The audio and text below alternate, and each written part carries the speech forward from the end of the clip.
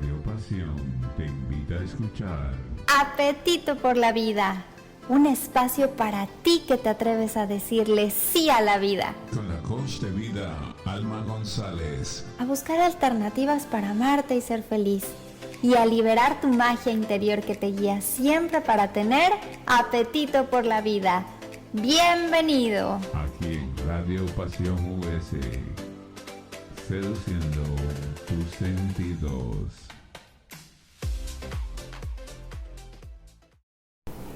Hola, soy Alma González y estás escuchando Apetito por la Vida. Muchas gracias por acompañarme en este espacio en el que compartimos tips y herramientas de diferentes especialistas y personas que decidieron decirle sí a la vida, sí a amarse y a ser felices. Si quieres contactarme de manera directa, te invito a que me escribas en www.amatucuerpo.com.mx. Te mando un fuerte abrazo y espero que disfrutes muchísimo de este programa en el que me acompaña el día de hoy Monse Álvarez, autora del libro El último latido de Sorot y mujer hermosa y valiente que se reconstruye a partir de la experiencia del suicidio de su hijo. Normalizar la comunicación, observar el suicidio, pues va a ser fundamental para poder ayudar a prevenirlo. Entonces sí veo que el aislamiento también tiene que ver, porque yo lo vi con mi hijo. Si hay señales que yo las veo después, yo creo que la comunicación de la mano con la confianza, ¿no? Pero esta comunicación asertiva, creo que yo siempre sentí o presentí o sucedía algo, ¿no? Y nunca me atreví a preguntárselo así directo. O sea, ¿quieres morirte? Creo que se trasciende, no creo que sea un tema tal cual que se supera. ¿Cómo trabajaste la culpa? Pues es que es la mamá que estaba pasando para que tu hijo se suicide, o sobre todo es mucha carga a los progenitores, ¿no? Y pues en terapia fue que lo fui procesando, fui aprendiendo a perdonarme. Que hay esperanza, que siempre hay soluciones y que siempre hay formas de poder salir hasta de los lugares más oscuros.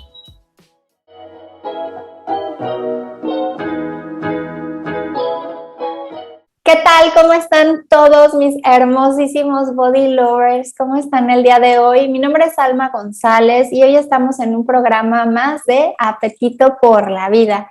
Este programa de radio que se transmite a través de Radio Pasión US y es el programa número 47. Ya tenemos 47 semanas llegando cada semana a tu hogar con diferentes temas que nos permiten desarrollar esta habilidad de tener apetito por la vida, las ganas de querer vivir, de querer cumplir nuestros sueños, de todas esas experiencias que a veces nos alejan de tener apetito por la vida, poderlas abrazar, poderlas entender, conocernos a través de ellas y entonces otra vez retomar el apetito por la vida. El apetito por la vida no es algo constante, no es algo que ya llegues y ya lo tienes para siempre. Creo que es algo que decidimos día a día a partir de todas nuestras experiencias, nos gusten o no nos gusten, dolorosas, unas más que otras o no tanto, continuar con la decisión de seguir teniendo apetito por la vida.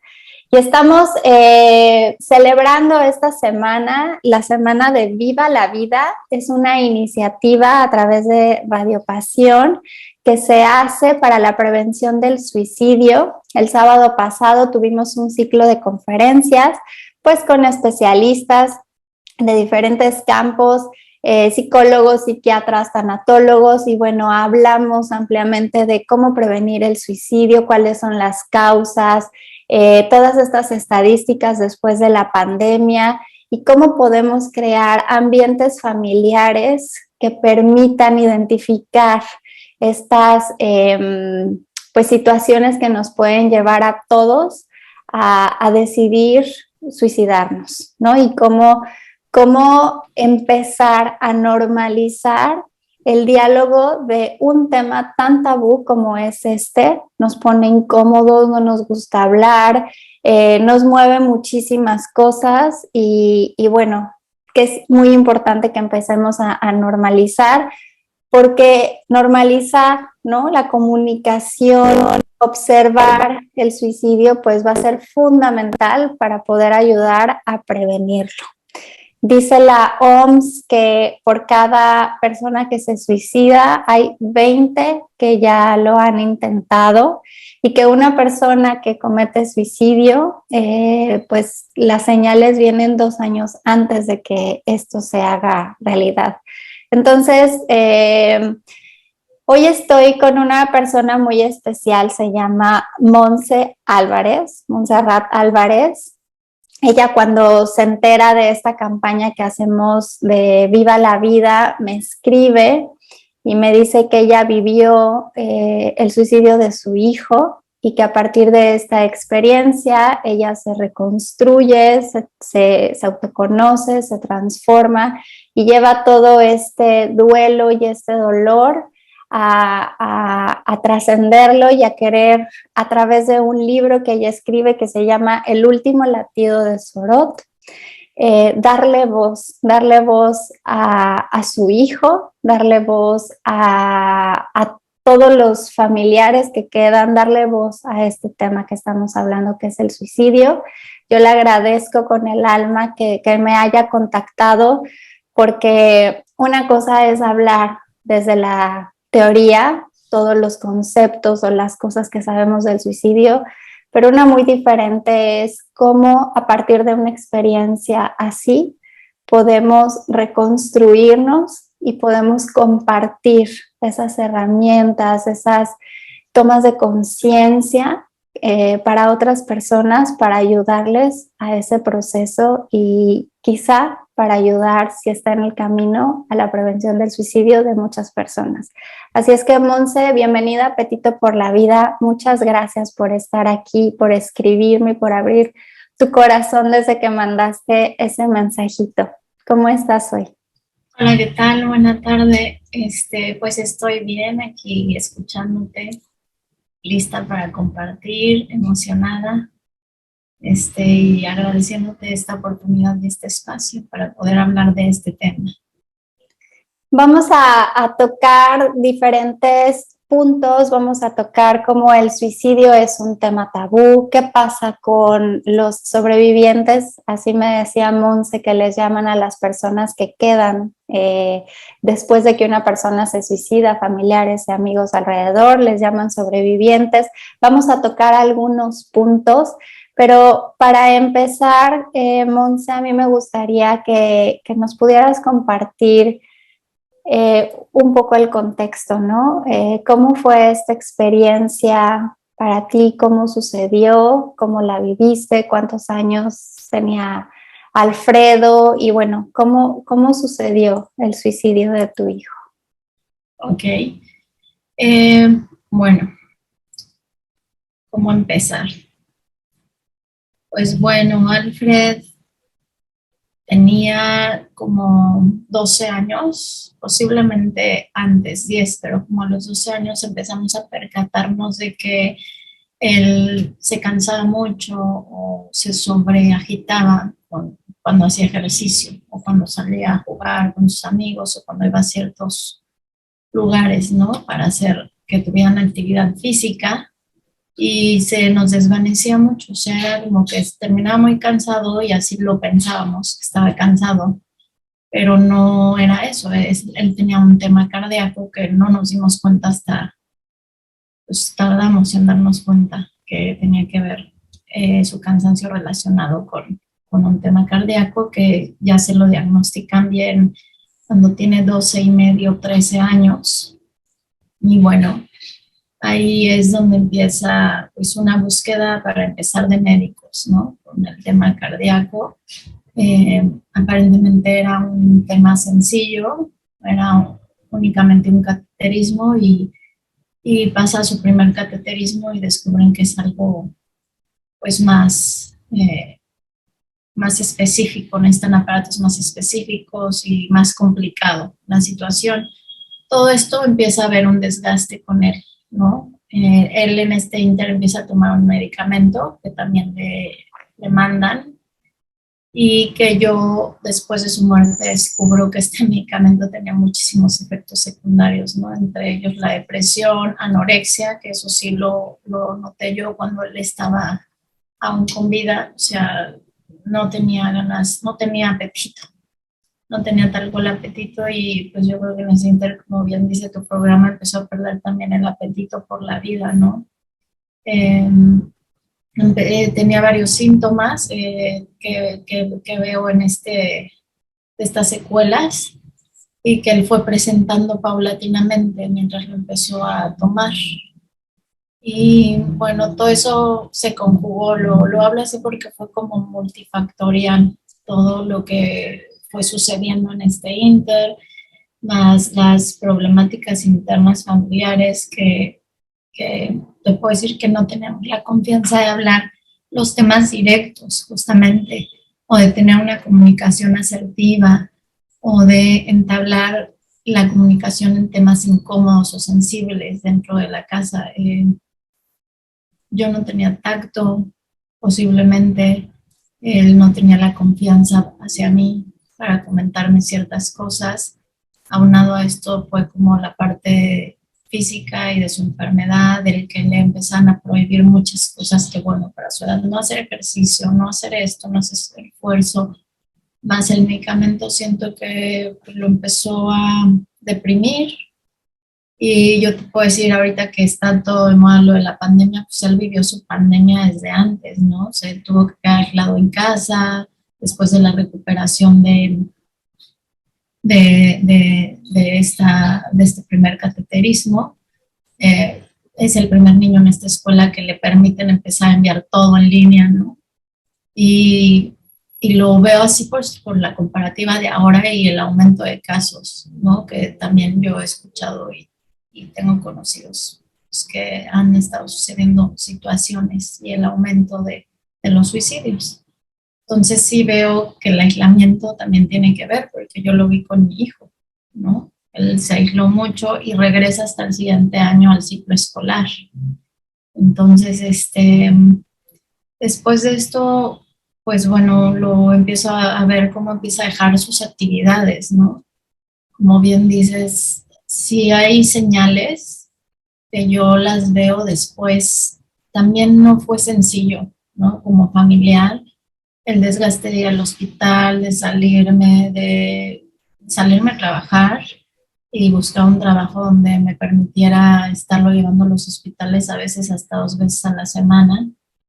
Entonces fue de cambiarlo de un hospital a otro, posteriormente a cardiología, y fue difícil. Yo creo que también empiezas a desgastarte mentalmente y emocionalmente como familiar, como mamá. Tenía mucho miedo de que le pasara algo, mucho miedo de que no salieran bien las cosas. Sin embargo, pues yo tenía que mostrarme fuerte, ¿no? Y en este inter de mostrarme fuerte, creo que yo fui perdiendo la sensibilidad y la empatía por, pues, no quererle manifestar que me dolía o que no era lo suficientemente fuerte o el suficientemente soporte para él. Y creo que ahí fue donde yo me perdí del poder estar cerca de él. Y bueno, posterior a esto, estaba programada una segunda operación que ya no llegó, ¿no?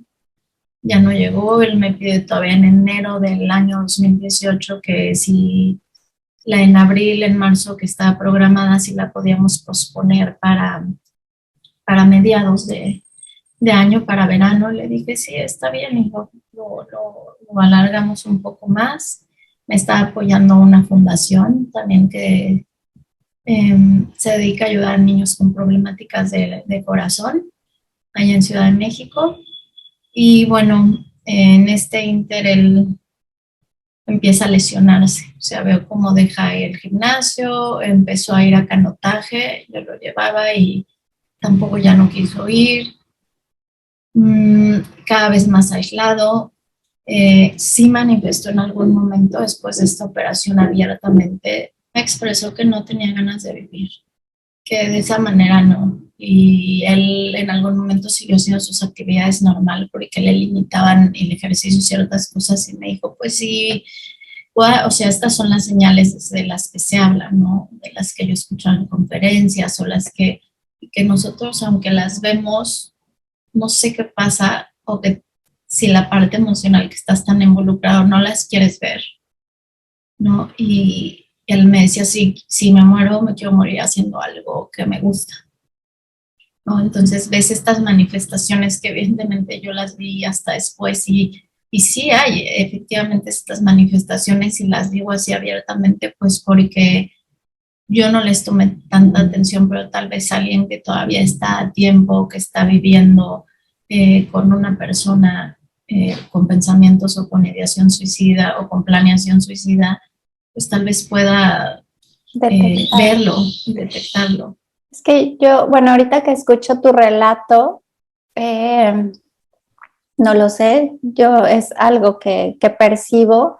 A veces estamos tan enfocados en solucionar una cosa. Por ejemplo, en este caso, pues lo que te atendía era básicamente la salud física, ¿no? Del corazón de Alfredo. Entonces, uno está, sabes, a veces tan sumergido en eso que como tú dices, o sea, aunque están las señales, no estamos atentos porque estamos toda nuestra atención, toda nuestra energía y todo nuestro corazón, porque tú decías, yo no quiero que le pase nada a mi hijo y lo que quiero es que esté bien, ¿no? Entonces, a veces también enfocarnos, pues nos limita a percibir otro tipo de señales. Estás atento, no sé, a no perder el trabajo, estás atento a que tu hijo esté bien de una manera y vamos como perdiendo esa sensibilidad para detectar a través de sus palabras, a través de sus acciones, pues lo que nos están queriendo decir, porque de alguna forma ellos son transparentes, ¿no? Pero sí hay que tener esta comunicación de la que tú hablas como a profundidad, ¿no? Como estas comunicaciones en las que lo sientes que te está diciendo, pero bueno, pues desenfoque quizá puede funcionar también para estar alertas a los diferentes, como tú decías, factores que estaban latiendo de que estaba perdiendo este apetito por la vida, Alfredo. Así es. Ok, y de ahí pues lo último es que empezó a lesionarse, ¿no? Empezó con un esguince de un brazo en la escuela y pues fue algo que le afectó mucho porque aún con eso se aisló más, ¿no? Todavía. Y, o sea, más de sus pequeñas, las pocas actividades que ella hacía, pues con eso terminó de aislarse más. La forma en que comía, que te digo que también para mí fue pues, muy evidente el observarlo. Entonces, en algún momento sí lo llegué a mencionar, ¿no? De por qué estás comiendo de esta manera. No me parecía normal. Sin embargo, después veo que también tenía que ver parte con lo del medicamento y sí le pregunté que por qué se estaba haciendo daño.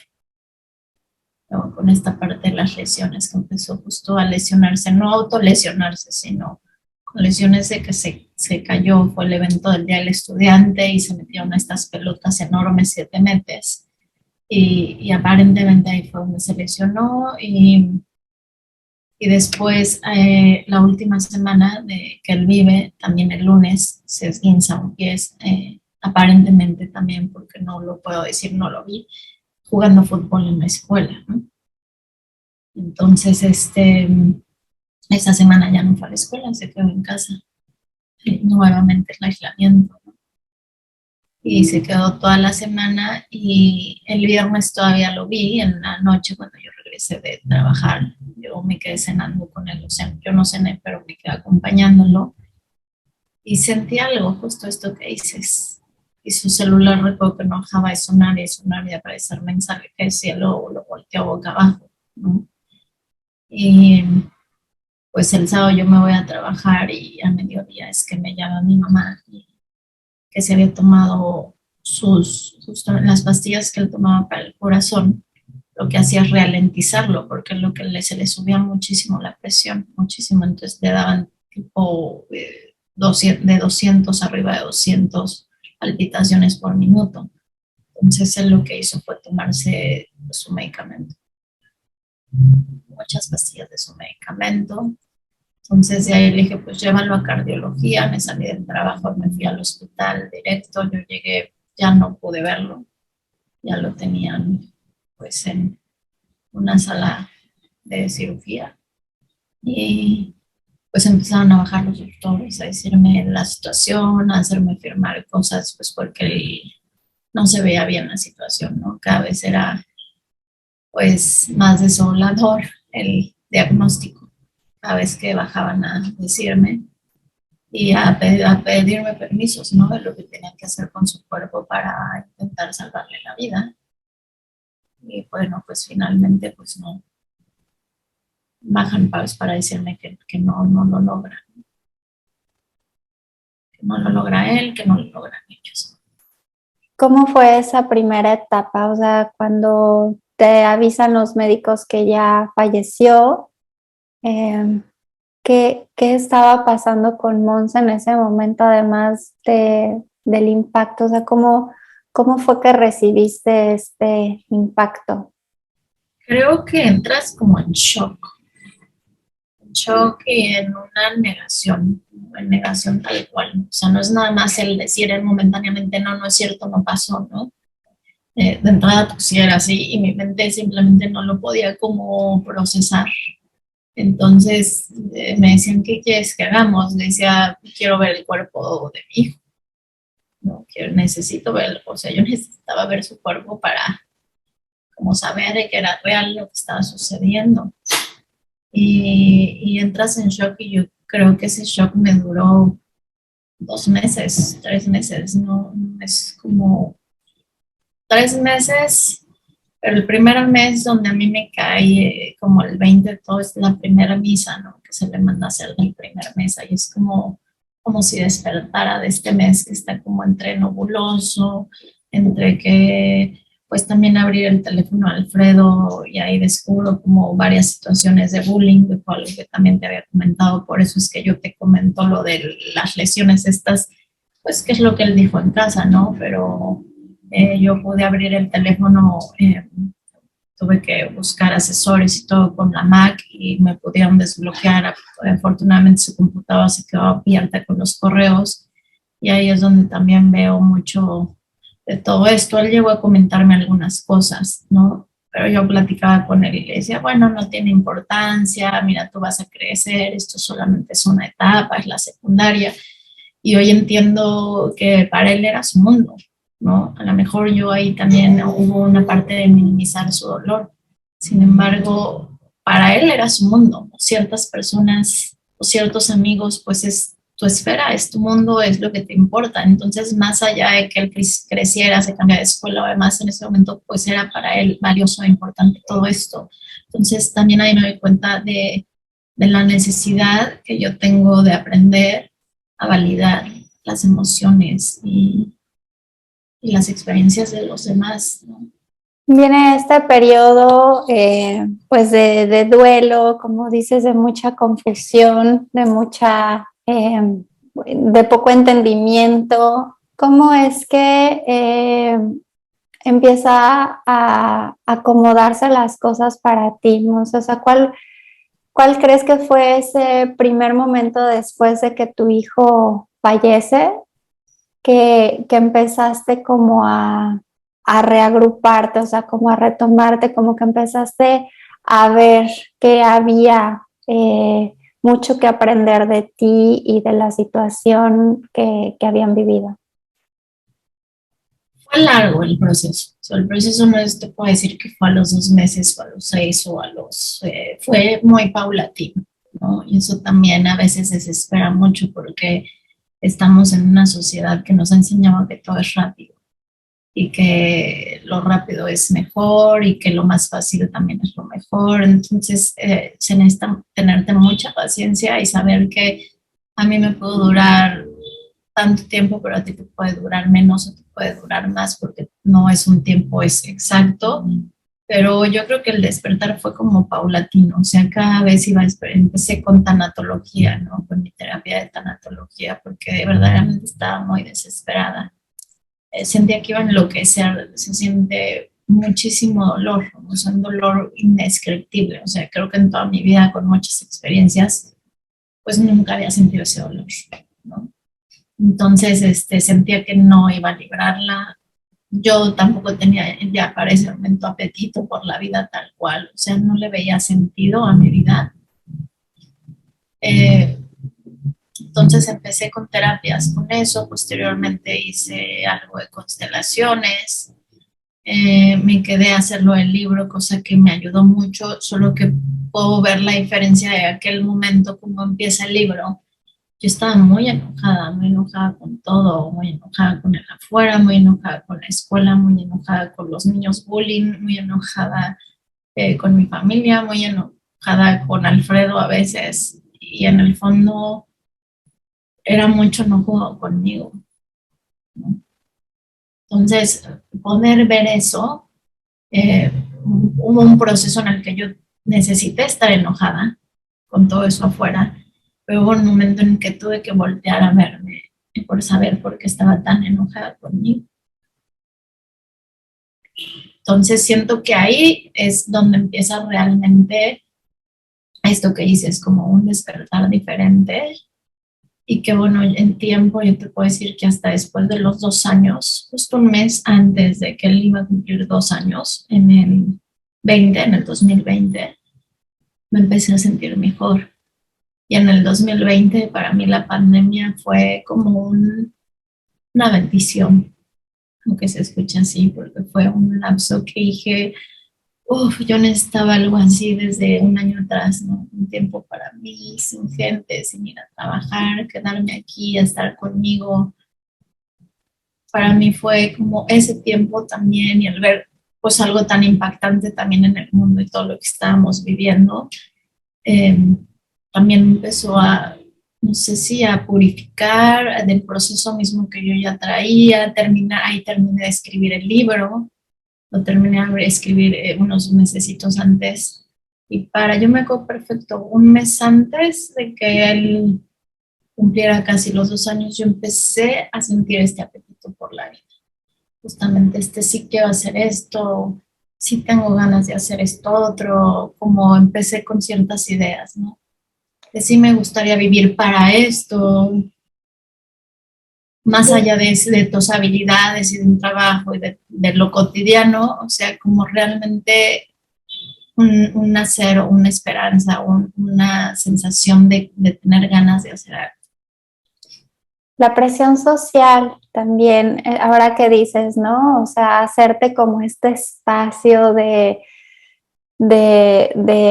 aislamiento necesario para poder reencontrarte contigo, porque bueno, en cualquier pérdida, en cualquier duelo, esta parte a la que estamos vinculada con la persona o con la situación que estamos perdiendo, nos desidentifica, ¿no? Y esa parte de desidentificarnos muchas veces nos rompe, o sea, y nos encontramos perdidos sin saber qué queremos, quiénes somos, hacia dónde somos, como sin este propósito. Entonces a veces necesitamos, ¿sabes? Como ir hacia nosotros mismos en esta retracción, pero también la presión social, ¿no? De que te quieren ayudar, que te quieren decir, que tienen las mejores intenciones, pero y que tú al mismo tiempo como que necesitas ese espacio, pues también es como un estresor más, ¿no? Ya a la situación que estás viviendo. Entonces, pues también, ¿no? Darnos esa oportunidad de introspección que las situaciones dolorosas y de pérdidas y que implica tristeza en nuestra vida nos proponen, porque a veces no lo hacemos, como que queremos pasar las cosas en esta inmediatez de la que tú hablabas. Ya estoy triste, ya lo quiero superar, ya lo quiero pasar y me pongo a distraerme haciendo otras cosas. Y entonces me parece maravilloso que te hayas, sabes, como permitido también como tú dices, estar enojada con todo lo de afuera, pero ese momento también de mirarte, porque creo que es ahí, Monse, donde las grandes transformaciones surgen.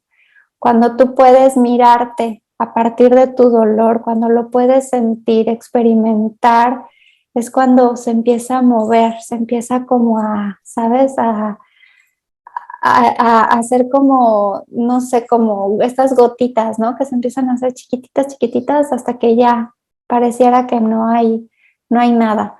Y eso fue parte de tu proceso y también dentro de este tiempo entiendo que empiezas a te proponen, escribe un libro y empiezas a escribir el libro. ¿Cuáles fueron como los grandes descubrimientos que pudieras compartir con alguna mamá o con alguna persona que está viviendo el duelo del suicidio de un familiar o de su hijo? Yo creo que la comunicación de la mano con la confianza, ¿no? Pero esta comunicación asertiva, creo que yo siempre sentí o presentí o sucedía algo, ¿no? Y nunca me atreví a preguntárselo así directo. O sea, ¿quieres morirte? No, suena muy duro, o sea, no es algo que estemos tan preparados para preguntar. Yo creo que a nadie, y menos a ningún familiar, y ni menos a tu hijo, ¿no? Pero a veces es necesario porque tal vez algo, una situación así de drástica y de directa, porque tiene que hacer así, directo, puede tal vez modificar todo. Yo tuve mucho miedo de preguntárselo, ¿no? O sea, yo lo más que llegué, como te lo comenté anteriormente, fue ¿por qué te estás lastimando? ¿Por qué te estás lesionando? No me atreví a preguntarle algo tan abiertamente. Tal vez ahí hubiera, o lo que yo he leído, investigado y todo lo que he tenido que aprender mucho como para entender. Al principio quería mucho entender qué pasaba. Pues tiene también mucho que ver con el decir las cosas como son. Ellos también como que descansan, ¿no? A lo mejor no se atreven a decirlo, por eso dan todas estas señales esperando que nos demos cuenta. El segundo, que siempre hay opciones para transmutarte. Yo no lo diría como superar o como sanar, porque también hoy como lo escucho mucho como ya sanaste o ya lo pasaste. Yo creo que se trasciende, no creo que sea un tema tal cual que se supera. O sea, yo aún pienso en mi hijo, lo veo, lo siento porque lo siento, ¿no? Yo lo amo, aunque él no esté aquí. Este, y duele, todavía duele, ¿no? Entonces, no siento que sea como un tema de, ya lo superaste. Yo creo que aprendes a vivir con el dolor y aprendes justamente como una habilidad a decidir vivir mejor el día de hoy. Y así es, día a día. La última sería darte este espacio, ¿no? No posponer, porque siempre estamos posponiendo por el trabajo, eh, por muchas cosas. Siempre posponemos el tiempo y espacio para nosotros de calidad o de alguna necesidad que tenemos. Que una necesidad, bueno, no es ir al cine, no, una necesidad a lo mejor es ir a terapia, una necesidad es hacer yoga, una necesidad es hacer ejercicio, no sé, algo que te guste y que te des ese espacio como para ti, de regalo para ti. En un duelo también creo que el poder procesar un duelo es un regalo que te das a ti mismo, ¿no? Para estar mejor, para aprender a vivir mejor y para aprender a vivir con ello. ¿Cómo fue, Monse? Porque alrededor de las pérdidas, de las muertes, del suicidio, y siempre está latente casi en todas nuestras experiencias de vida la culpa. O sea, aprendimos que cuando no hacemos, somos las cosas que debemos supuestamente ser o hacer, entramos en este circuito de la culpa. Y salir de ahí a veces es bien complicado, ¿no? Porque traemos una serie de creencias y de programas que como no somos conscientes de que las tenemos, operamos a partir de eso y entonces nos activa esta palabra maravillosa que se llama culpa. ¿Cómo trabajaste la culpa? En terapia. Y sí fue uno de mis cocos, la verdad. En terapia, con conciencia, dándome cuenta que, bueno, suena muy bonito el que te digan, bueno, las decisiones que tú tomaste en aquel momento eran con la conciencia que tenías en aquel momento, ¿no? Y no lo sabías, pero pues no, al día de hoy que sabes ciertas cosas, te juzgas con la información de hoy a la Monse de aquel entonces. Sí, suena muy bonito como solo escucharlo, pero el poderlo vivir y procesarlo es que sí pasa, o sea, sí pasa la culpa, es que sí pasó también la parte de juzgarme, el de sentirme que mucho a lo mejor yo había provocado esta situación, ¿no? Porque es parte del proceso del duelo, porque así te sientes, o sea, pues es que eres la mamá, además, socialmente, ¿no? Socialmente pues es que es la mamá que estaba pasando para que tu hijo se suicide, o sobre todo es mucha carga a los progenitores, ¿no? Y pues en terapia fue que lo fui procesando, fui aprendiendo a perdonarme las cosas que sí estuvieron en aquel momento y que no vi y que no les hice caso, las que no vi también perdonármelas, las que no supe también perdonármelas, ¿no? Porque tampoco era como que las sabía. Entonces fue un proceso largo de irlo descubriendo, de ir viendo qué era lo que me movía. Y como bien decías, vivimos en muchas creencias y en muchas cosas que solamente en terapia pude irme deshaciendo de creencias, de prejuicios y de juicios, y solo así realmente tener la decisión de darme cuenta, tomar mejores decisiones, porque ya es de una postura consciente, no es con las creencias, con lo que creo, con lo que supongo. El perdón y que te permite trascender un poco el juicio, porque nos damos cuenta que no importa qué situación vivamos, siempre viene cargada de grandes bendiciones, ¿no? Estoy segura que este proceso que es un proceso muy complejo porque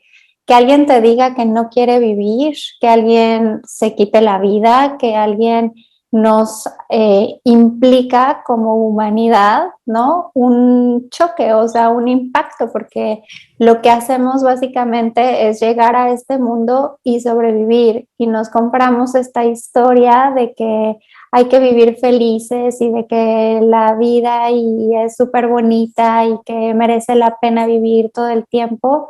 Y como les decíamos, o sea, es una habilidad, ¿no? Y es una decisión de todos los días y que tiene como muchas cosas alrededor.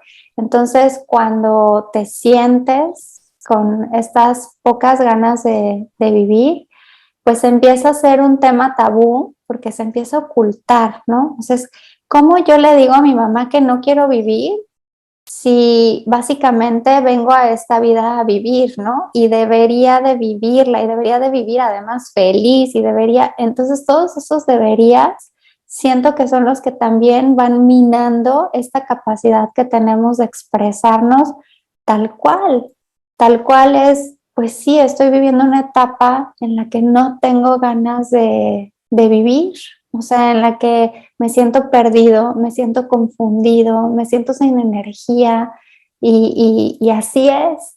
Si pudiéramos abrirnos como humanos a también mirar que tenemos esa posibilidad, ¿no? De no tener ganas de vivir, creo que se haría mucho más ligero poderlo expresar.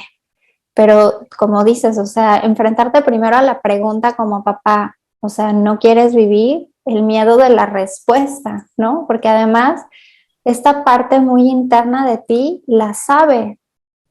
Tú decías, yo lo sentía, pero no me atrevía y eso nos pasa a todos, ¿no? O sea, no preguntamos porque en realidad sentimos que la respuesta que vamos a recibir es muy profunda y es alejada a lo que queremos escuchar.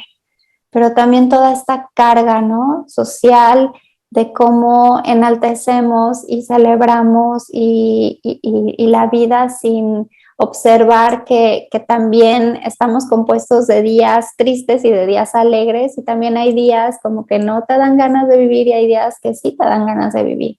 Entonces, si pudiéramos, ¿sabes?, trabajar en la integridad de esta dualidad de vida no vida, me parece que sería un poquito más ligero que pudiéramos vivir con procesos o por momentos de no quiero vivir. A partir de esta experiencia del suicidio de tu hijo, ¿qué encontraste? O sea, tú me decías, el propósito de compartir esta historia es darle voz a Alfredo, es darle voz a todos los que nos quedamos, es darle voz incluso, ¿no?, al suicidio. ¿Qué fue lo que descubriste de Alfredo que te gustaría dar voz?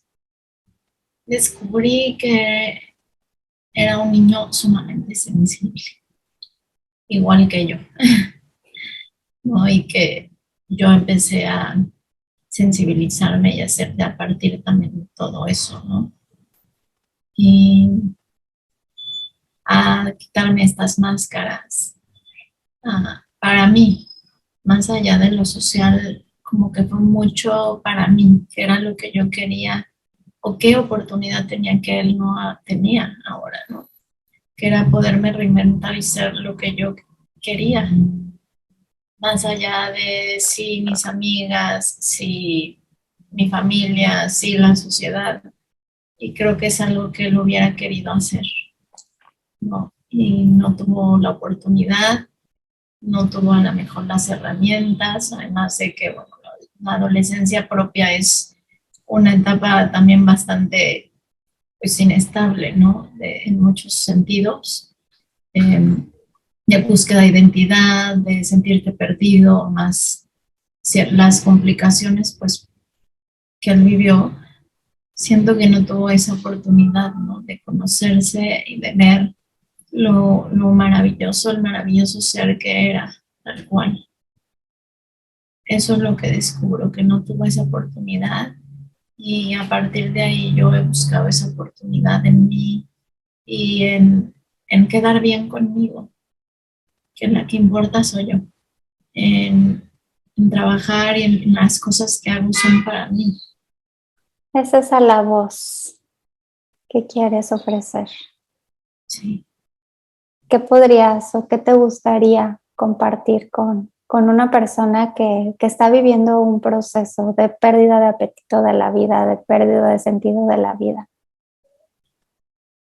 El volver a tener apetito, ¿no?, por la vida, tiene que ver contigo, que el tiempo no va a sanar las cosas por sí solas. Así como que la guardas en el cajón y ahí se quedan, y que hay que encarar las cosas, que hay que trabajar las cosas, y que es la única forma de salir adelante, que no las puedes guardar y dejarlas ahí para el ratito, porque es tu momento. Este es el momento de hacer, porque no hay otro momento más importante que ese. Si no lo haces en este momento que estás viviendo esta pérdida, no lo vas a hacer posiblemente no en esta vida. Y la segunda pregunta que me comentabas, que es para los que ven y no quieren ver, yo creo que tiene que ver mucho el conectarte con tu corazón. En este inter yo descubrí mucho cómo la mente bloquea lo que tú ya sabes acá. Lo sabe el cuerpo, lo sabe. Cuando acallas la mente, puedes darte cuenta. Es difícil porque vivimos en la cotidianidad, en lo cotidiano, ¿no? En correr, en el súper, en el tráfico, en el coche, en el sube y baja, pero a lo mejor si empiezas a darte pequeños momentos y sabes cuando las cosas están mal en casa, o sea, se sienten, se sabe. A lo mejor prestar un poco más de atención para ver qué es lo que está sucediendo alrededor. ¿Cuál sería el regalo o la bendición detrás del suicidio de tu hijo? Suena rara la pregunta, pero no, sí te entiendo. Estoy convencida. Porque mucho tiempo Sí, o sea, fue lo peor que a mí me había pasado y así lo podía decir antes, ¿no? Es lo peor que me pasó en la vida. Y sí es lo peor y también es lo mejor, porque fue el momento que me lo pidió muchas veces la vida, parar, ¿no? Lo veo mucho como esta pandemia, ¿no? A todos nos pidió parar. O sea, tuvo que pasar algo muy drástico, como ahora sí paren todos, quédense en casa y pues véanse, ¿no? Y ahí por eso pasa todo esto de más suicidios, de porque no es sencillo quedarse en casa y como dices, estos distractores, de, ay, mejor voy al gimnasio, ay, mejor me voy a ver una peli, o sea, es el verte. Y fue lo mejor que me pasó porque me sentí yo por primera vez en la vida sin importarme mucho, tuvo que ver evidentemente la terapia, pero también tuvo que ver que para mí fue como haber perdido todo. Entonces, como que al humano también nos paraliza mucho los miedos, ¿no? Mucho el miedo a qué van a decir o el miedo a no hacer ciertas cosas o el miedo a no progresar o el miedo a fallar o el miedo a perder.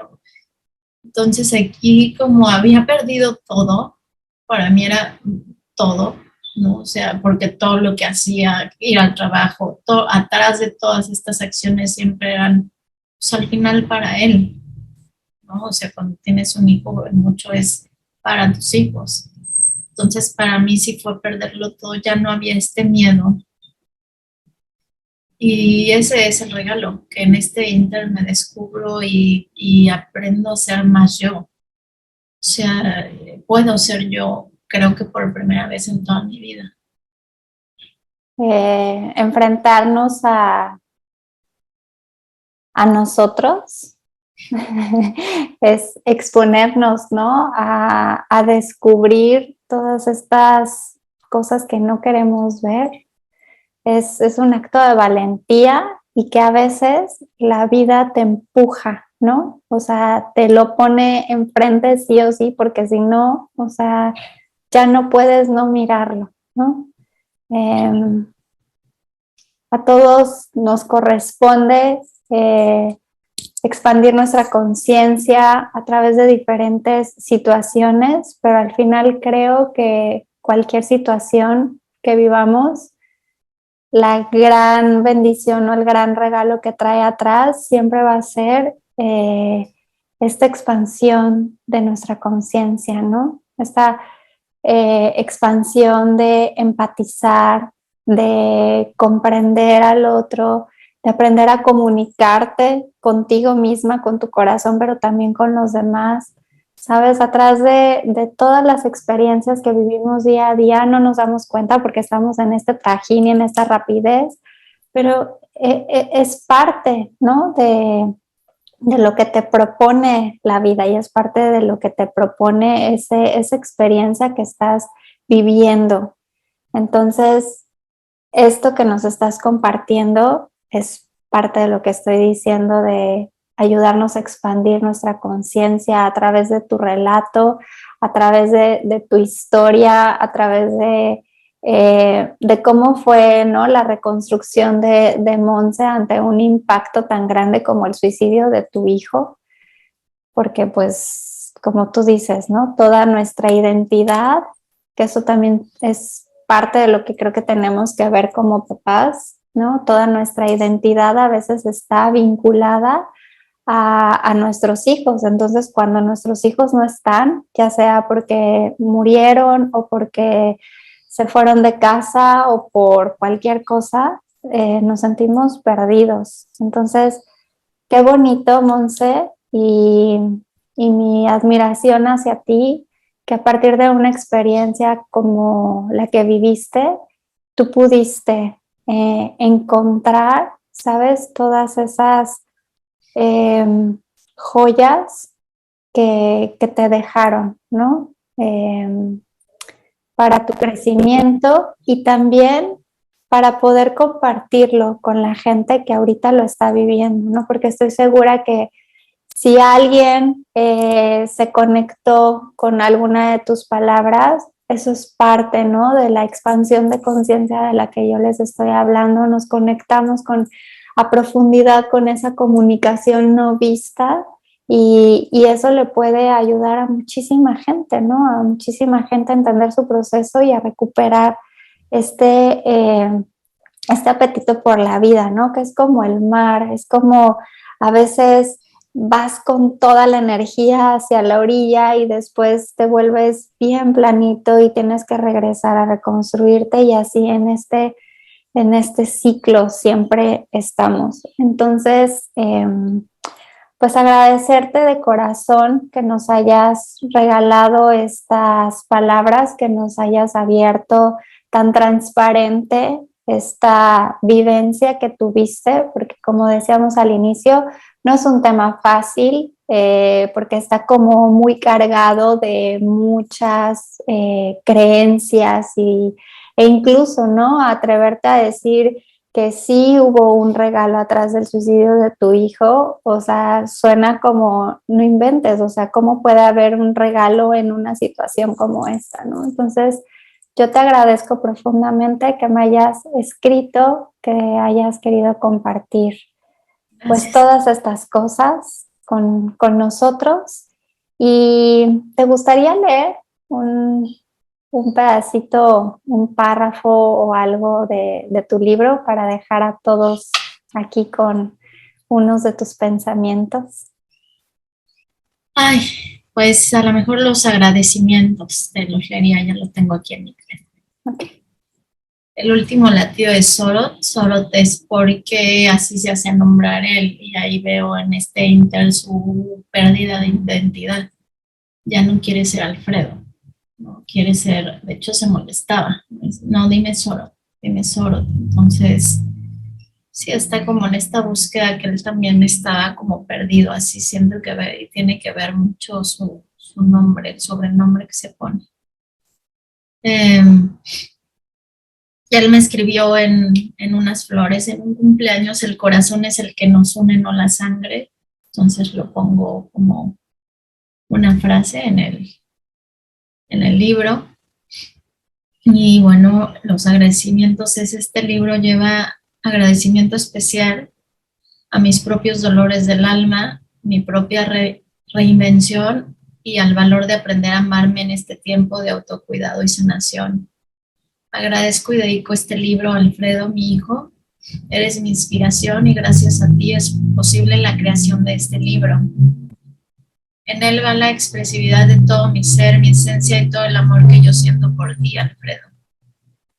Dedico este libro a todas las familias que llevan un suicidio escondido como un secreto familiar que carcome profundamente el alma, que está ahí presente aunque no sea mencionado. Agradezco y dedico este libro a cada persona que tocó la vida de mi hijo y a los que han tocado mi vida, ya que han sido piezas sumamente importantes para poder ser. Un agradecimiento profundo a mi familia, a mi madre por enseñarme respeto, límites y amor, a mi padre por apoyarme y amarme incondicionalmente, a mi hermano por acompañarme y aprender a amarme. Agradezco a mis amigas, a mis terapeutas y por supuesto agradezco a Cora, que es la que me acompañó día y noche en este proceso y es una gran compañera, y fue una gran compañera de Alfredo. Y bueno, es un ser de luz y de amor, es mi perrita, Cora. Qué bonito.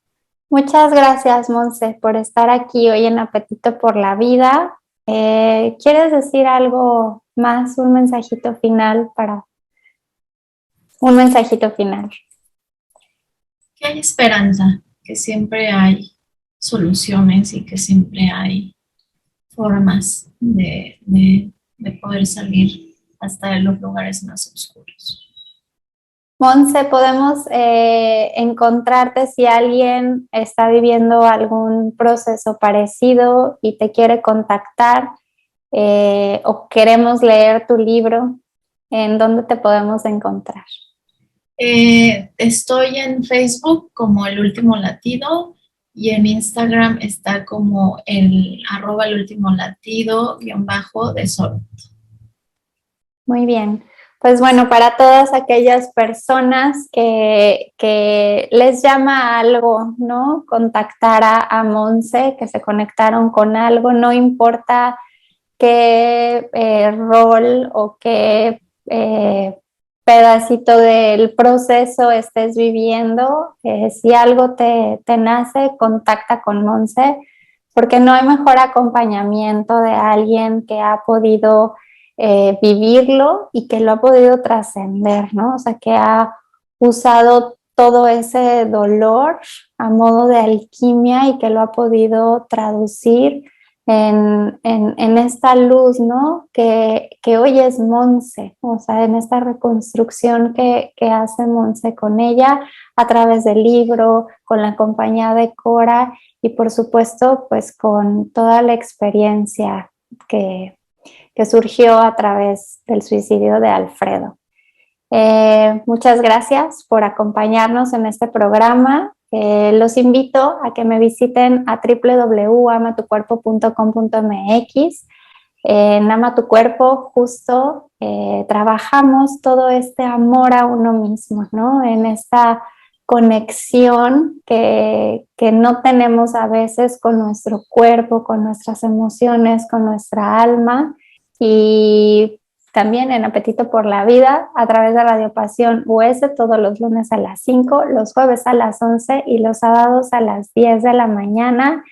Vean las conferencias, compártanlas, porque estoy segura que hay alguien que puede ayudarle y hay alguien que se puede conectar con estos mensajes que nos está dando cada uno desde su perspectiva acerca de estos temas del suicidio.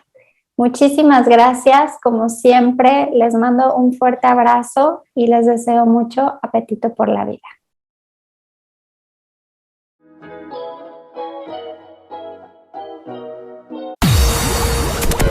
Están escuchando Radio Pasión US, seduciendo tus sentidos. He's so sexy. Oh.